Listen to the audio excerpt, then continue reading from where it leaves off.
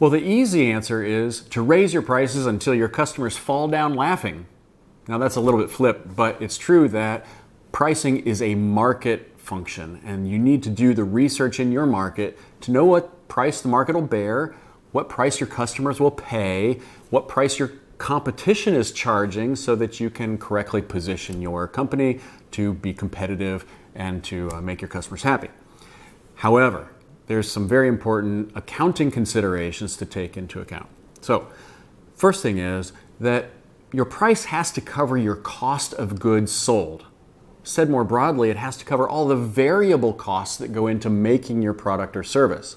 That might be raw materials or labor, but it also might be more nuanced items like the cost of gasoline to drive to your customer's location to deliver the service, or the time that your staff takes to drive to your customer's location to deliver the service. All those things are variable costs and have to be understood very well before you set your pricing.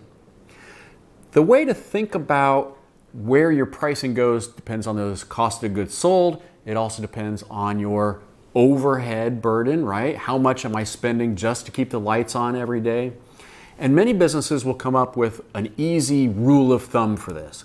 So I was in a golf club manufacturing company one year, and we said we had a 25, 25, 25, 25 model.